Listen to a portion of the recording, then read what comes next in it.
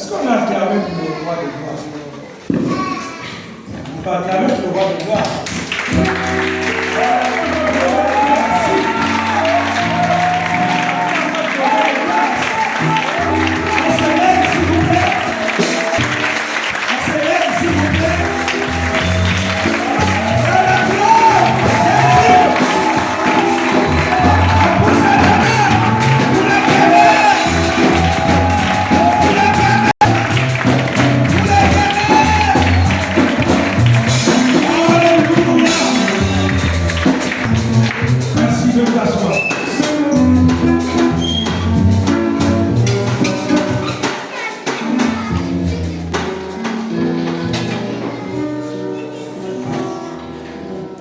Nous sommes très heureux de vous retrouver après 3 semaines d'absence.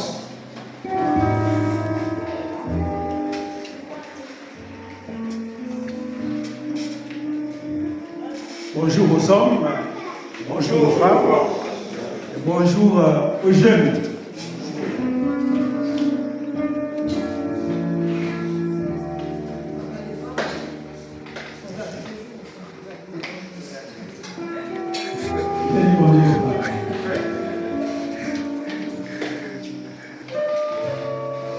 Lorsque nous sommes arrivés vendredi, on a senti un vide.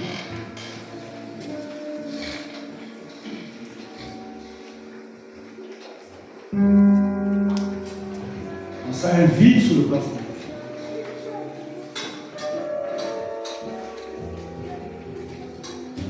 Là où la présence de Dieu qui est, et il y a des signes qui ne font pas. Avec les yeux spirituels, on perçoit. On sent le cœur vide, emporté par les chagrins et les plaisirs de la terre.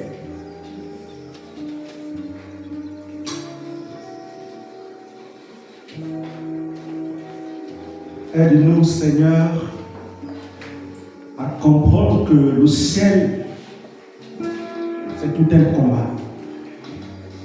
Pour y aller, il faut payer le prix. Pour conserver la présence de Dieu, c'est tout un sacrifice qu'il faut faire. Si on ne le fait pas, on sera toujours vide. Conserver la présence de Dieu, entretenir la présence dans notre vie, c'est tout un sacrifice. Venir à l'église au dimanche ne suffit pas.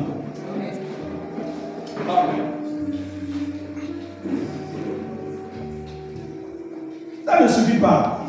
Ce n'est pas en venant ici, parce qu'on vient ici, que Dieu va nous remplir et tout c'est fini. Non, ça ne suffit pas. Si on n'a pas de connexion avec Dieu dans nos maisons, chez nous,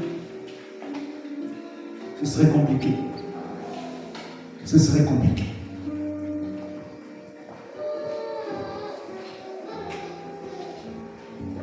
Merci Saint-Esprit. Merci Saint-Esprit.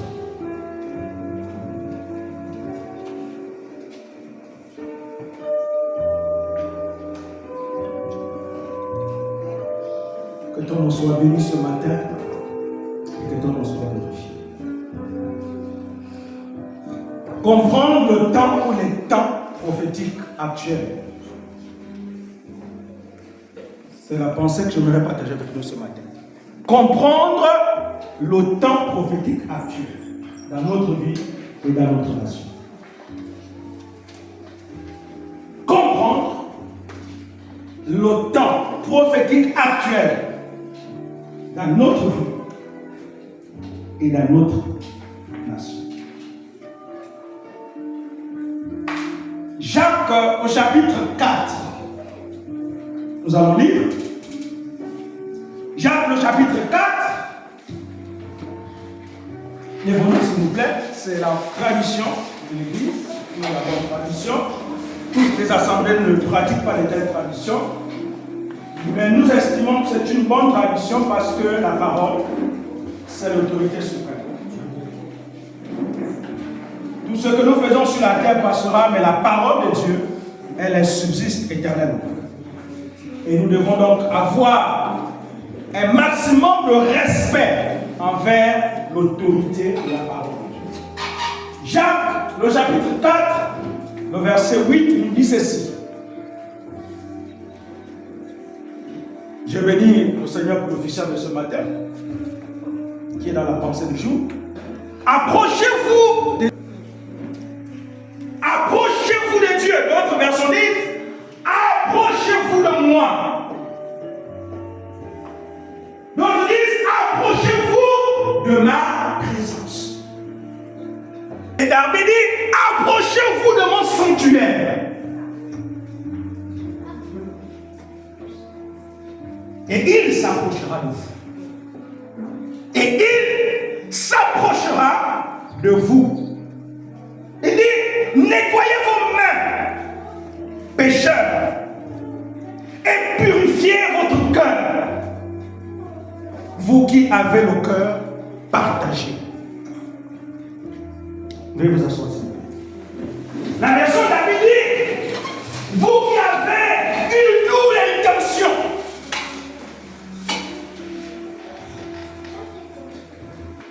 L'apôtre Jacques fut l'un des apôtres les plus proches de Jésus. Il était dans le cercle des Trois. Et c'est Jacques ici qui parle. Dit, approchez-vous de moi. Dieu parle au travers de Jacques. Dieu nous parle ce matin. Il dit, approchez-vous de moi. Et je m'approcherai de vous, dit l'Éternel. Ici, c'est une appel.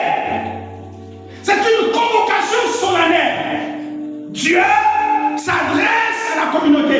Il s'adresse à son assemblée. Il dit, approchez-vous de moi. Qu'est-ce que Dieu a su nous ici? Qu'est-ce que Dieu veut nous dire? Dans le verbe approcher. Le verbe approcher ici fait appel à une connotation d'action. S'approcher ici veut aussi dire venez. Venez à ma présence. Approchez-vous de moi. Ici aussi venir demeurer dans ma présence. Il faut demeurer dans ma présence. Donc l'appel de Jacques ici, Dieu est en train de dire, il t'appelle à faire quoi? À demeurer dans sa présence. Amen. Ici c'est une action continuelle, c'est-à-dire le présent continue. Dans le verbe grec, c'est laodif. Laodif ici veut dire, ça veut dire que l'action qui ne s'arrête pas, mais l'action qui continue. L'action qui ne s'arrête pas, l'action qui continue. Et cela nous montre la réalité, ça veut dire, ou encore l'ombre de la réalité de ce que nous allons vivre dans l'éternité. Parce que dans l'éternité, nous serons perpétuellement dans la présence de Dieu éternellement. Donc il n'y aura pas d'arrêt dans la présence de Dieu. Et Dieu ici veut nous faire goûter les prémices de ce qui nous attend. Donc par conséquent, si tu n'étais pas habitué maintenant, si tu ne t'habitues pas maintenant, ce n'est pas dans l'égalité que tu vas comprendre. Comprenons en fait que la terre, c'est le terrain d'entraînement de Dieu. Il entraîne l'Église aux choses à venir. Bien-aimés, écoutez-moi bien. Dieu nous appelle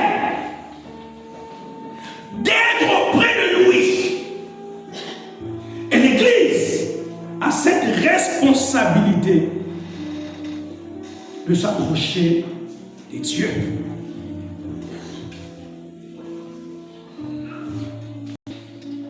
Je parlerai de deux faits importants ce matin, seulement deux. Deux faits que nous devons comprendre.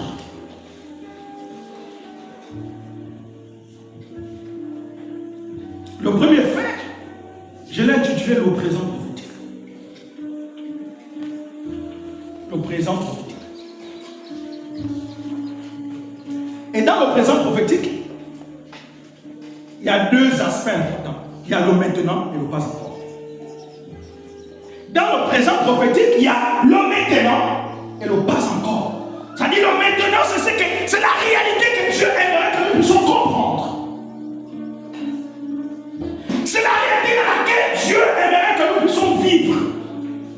Et le pas encore, c'est ce qui arrivera. Ce qui arrivera dans la suite des temps. Le chapitre 50 ou 40, 49 ou 50, Jacob va donc appeler ses 12 disciples. Il va leur dire, approchez-vous de moi. Je vais vous annoncer les choses à venir. Ô fils de Jacob. Ça, c'est le pas encore. Dans le présent prophétique, il y a le maintenant. Bien-aimés, il faut que nous réalisons que le degré que chacun de nous aime pour Dieu dépend du degré de connaissance qu'il a pour Dieu. Pour s'approcher de Dieu, il faut savoir qui Dieu est. Pour adorer Dieu, il faut connaître qui Dieu est. Tant que tu ne connais pas qui Dieu est, tu ne pourras pas t'approcher de lui. Et tu ne pourras l'adorer convenablement, en vérité, en esprit. Vous savez ce que ça veut dire quand Jean 4, verset 23 dit que tous ceux qui m'adorent, qui m'adorent en esprit, en vérité, c'est que ça veut dire en esprit et en vérité. En esprit et en vérité. Donc si l'on ne peut connaître Dieu, si l'on n'a pas de connaissance personnelle de Dieu, ce serait difficile pour nous de nous approcher de Dieu. Écoutez-moi bien. Un cœur qui a fait soif de Dieu, c'est un cœur qui apprend à demeurer dans la présence de Dieu. C'est pourquoi le psalmiste pouvait dire ta présence est mon habitation. Qu'est-ce que David voulait dire par là? Parce que David s'était accoutumé à vivre de façon permanente dans la présence de Dieu. Avait fait la recherche de la présence de Dieu, l'objet de sa recherche, l'objet de son désir. Tant que vous ne désirez pas Dieu, vous ne pouvez vous approcher de lui. Il y a quelqu'un qui désire, qui s'approche, qui donne, qui donne, qui donne, qui donne.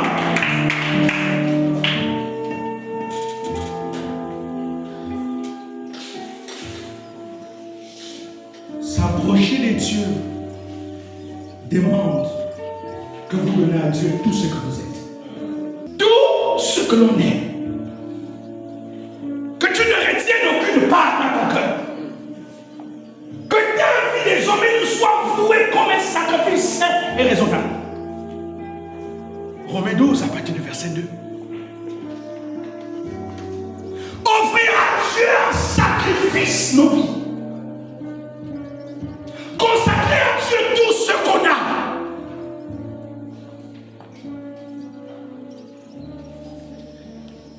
Bien-aimé, Dieu veut que tu apprennes à t'approcher de lui. La seule chose que Dieu demande,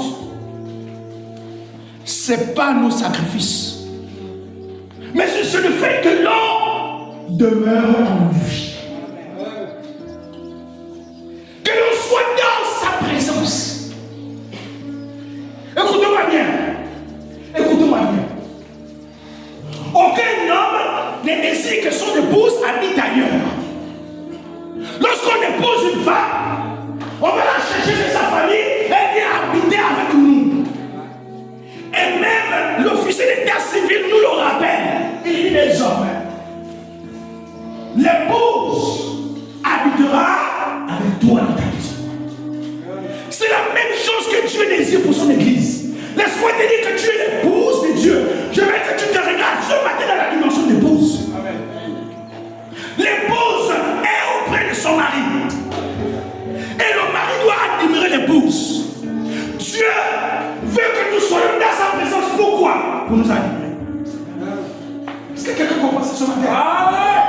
Pour nous admirer.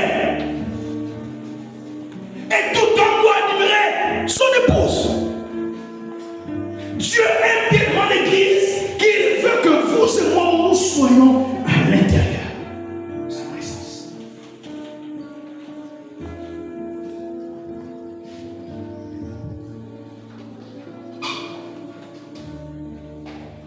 Je disais, dans le présent prophétique, il y a le maintenant.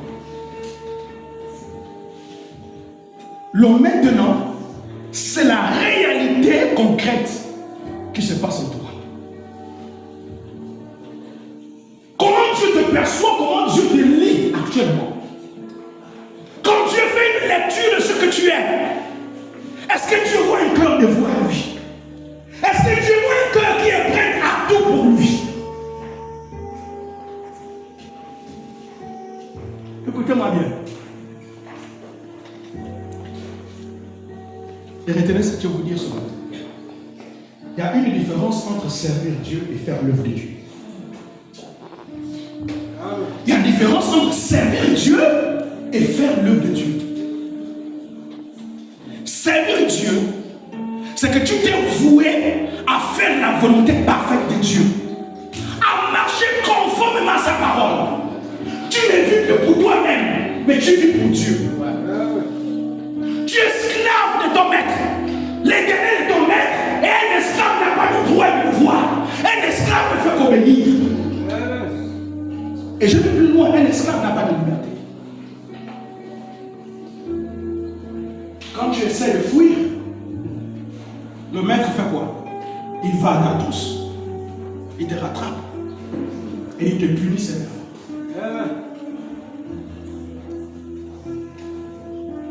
C'est ce que l'apôtre Paul disait à Néosine. Lorsque Philémon va l'écrire. Et d'ailleurs, Philémon, Néosine ou Philémon était esclave. Quand vous lisez cette épître, l'apôtre Paul dit qu'il faut obéir à ton maître. Tu n'as pas le droit de t'enfuir si ton maître ne te demande pas. Et ensuite, il lui parle la liberté selon le Seigneur. Amen. Quand on sert Dieu, on est voué à lui. Et notre cœur est totalement pour Dieu. Il n'y a pas de partage. Vous savez, aujourd'hui, l'idolâtrie a plusieurs visages. Plusieurs visages aujourd'hui. Notre travail est devenu une idole pour les chrétiens aujourd'hui. Satan se cache aujourd'hui au travail pour agir, pour empêcher l'Église, pour empêcher les chrétiens à servir Dieu de façon authentique et vraie. Amen.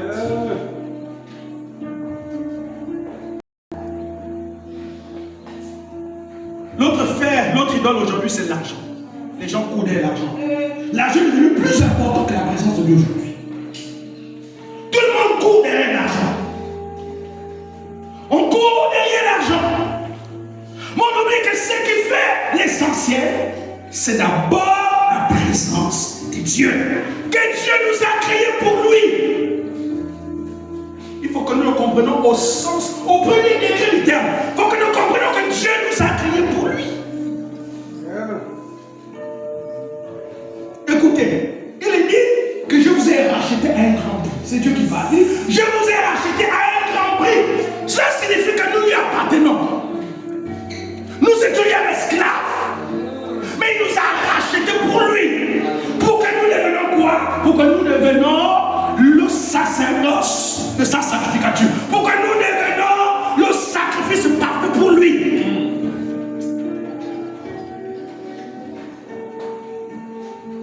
Notre idole aujourd'hui, c'est le moi dans l'église. Le moi. Vous savez, l'estime de soi. Trop d'estime de soi. Et dans l'estime de soi, il y a l'orgueil.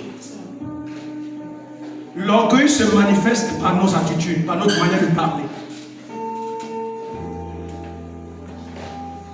Vous voulez voir un chrétien qui est orgueilleux provoquer lui. Vous allez voir ça va lui répondre. L'estime de soi aujourd'hui, parce que tout le monde, on a les bacs plus. Donc, quand je viens à l'église, je me considère comme si j'étais au boulot, chef. Le seul patron ici, c'est Jésus. Amen. Et vous et moi, là, nous ne sommes que des simples serviteurs. Beaucoup iront en enfer à cause de l'estime de soi. L'autre, idole aujourd'hui, c'est la paresse. La paresse. L'apôtre Paul dit que si tu sais faire quelque chose qui est bien et que tu ne le fais pas, tu commets un péché. Je sais que prier est une bonne chose. Si je ne le fais pas, je fais quoi? Je sais que lire la parole de Dieu me garde dans la présence de Dieu. Si je ne le fais pas, je fais quoi? Je sais que venir aux enseignements c'est important. Si je ne le fais pas, je fais quoi? La paresse aujourd'hui tue. Beaucoup de chrétiens sont devenus des paresseux. La paresse est en train de prendre une certaine dimension dans notre vie.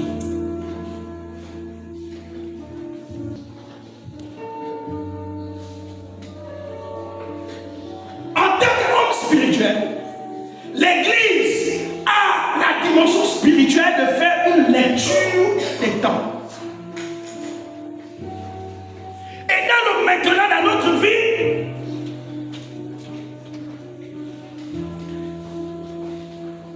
il est important de regarder ces quelques signes que je vais continuer à donner tout à l'heure. Le présent prophétique fait une lecture de la réalité actuelle. La réalité que tu vis en toi et de façon personnelle avec Dieu. À quel niveau tu es avec Dieu? À quel niveau notre nation est avec Dieu?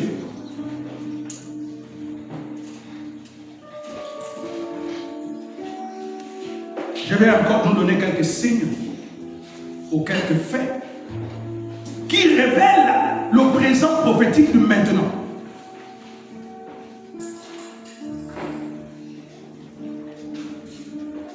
Dans nos vies et dans le pays. En petit A, ce sont les signes. Quand tu regardes ta vie, il y a des signes qui révèlent évidemment dans quelle dimension spirituelle tu es avec Dieu. Quand tu regardes le pays, il y a des signes qui montrent. Voici donc la réalité spirituelle du pays. Quand vous voyez certains signes se produire, il y a des signes naturels. Des signes naturels qui se produisent dans le pays.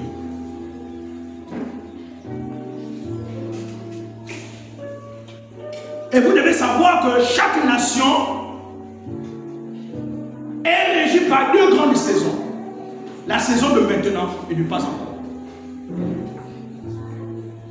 Les signes montrent que là, je suis à quel niveau. Les signes peuvent être les signes que vous traversez actuellement dans votre vie personnelle. Les signes de négligence. Les signes de manque de priorité.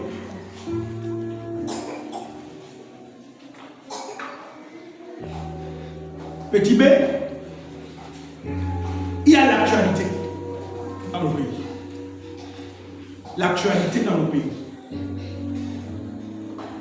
Quel type d'actualité nous avons dans nos pays actuellement?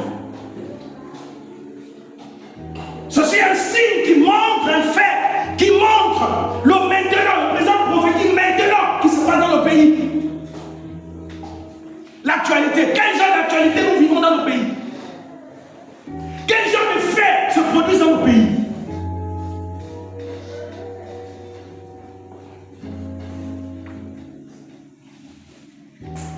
Quel type d'actualité domine dans nos pays? Et nous pouvons faire une lecture. L'Église a donc la responsabilité de faire une lecture de ce qui se passe dans le pays.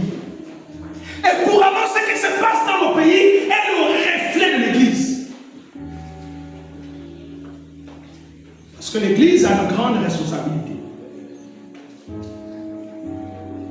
En petit C, il y a l'attitude des dirigeants spirituels. spirituelle ou civile.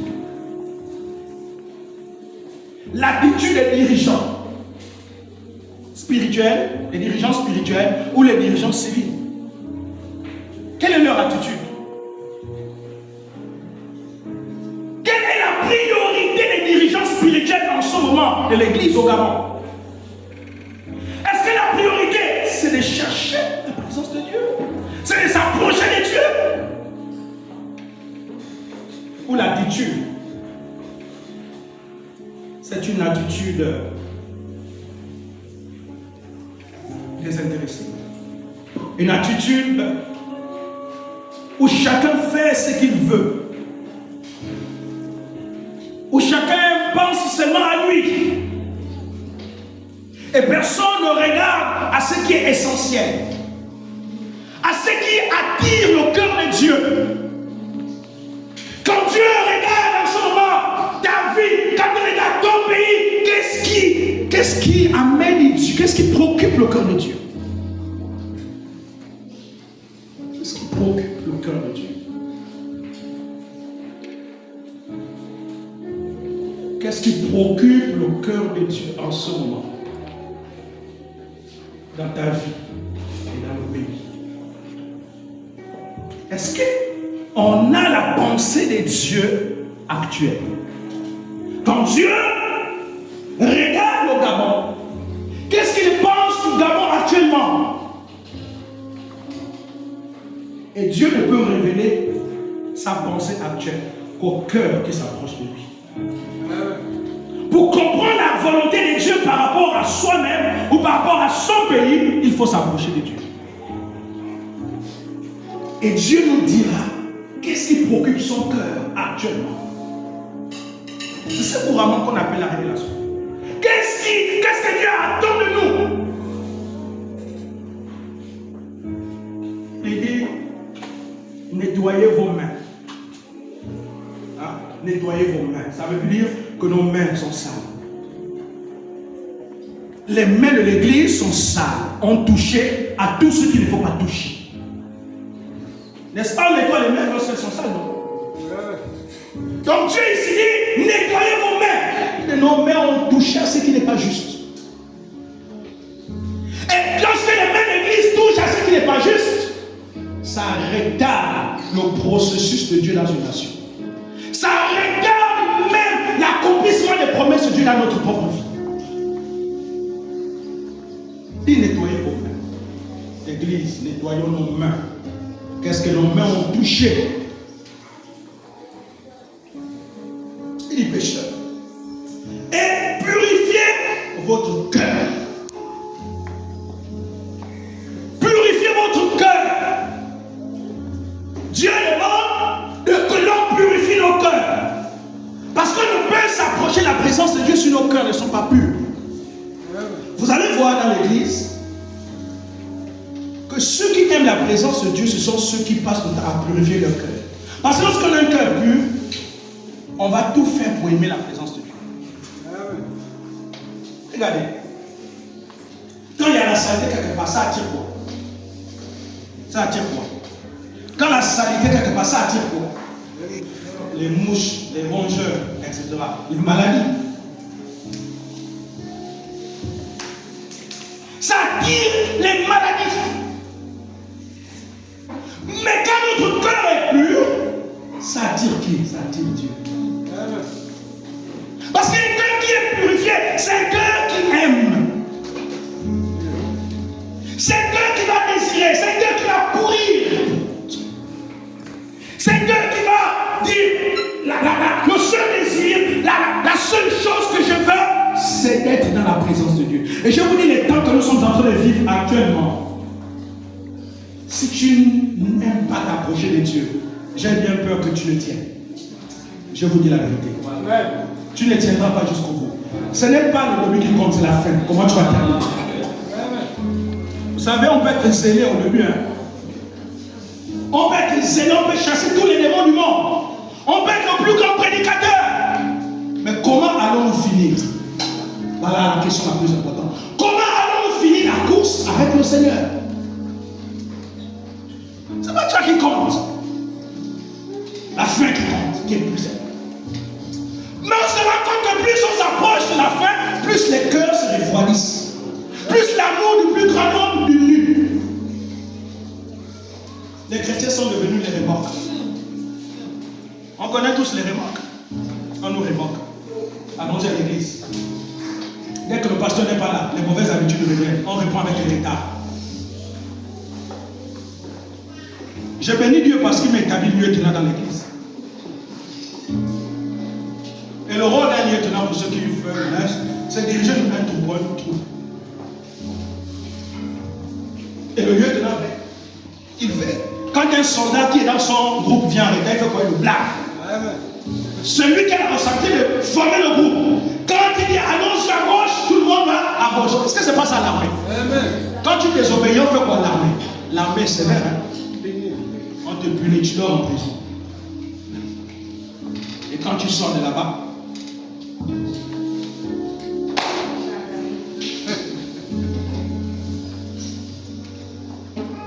l'amour du programme est en train de diminuer dans l'église. La priorité de la présence de Dieu n'est plus. Alors que chercher Dieu devait être une priorité pour nous.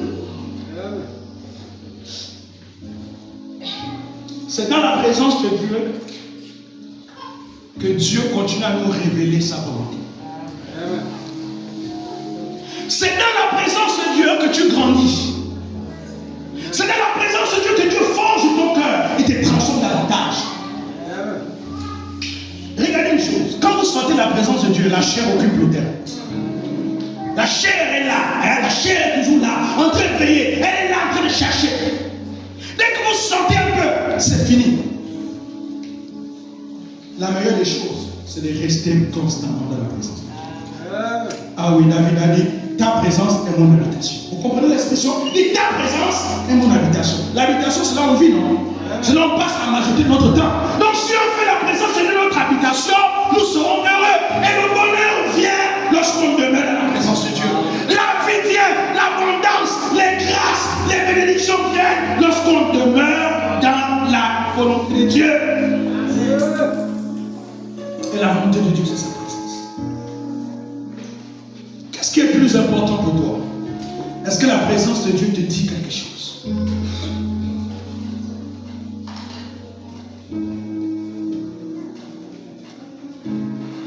Je parlais de l'attitude des dirigeants. L'attitude des dirigeants dans l'église en ce moment. Faisons une lecture de ce qui se passe au Gabon dans l'église. Vous allez constater qu'en ce moment au Gabon, chacun pour soi. Il n'y a pas une véritable unité. Chacun tire les ficelles de son côté.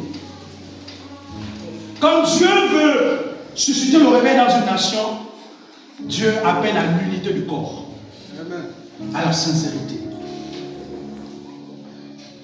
Les leaders spirituels en ce moment sont préoccupés par les choses charnelles. Chacun court derrière l'argent, chacun court derrière les histoires politiques, chacun court derrière ses business.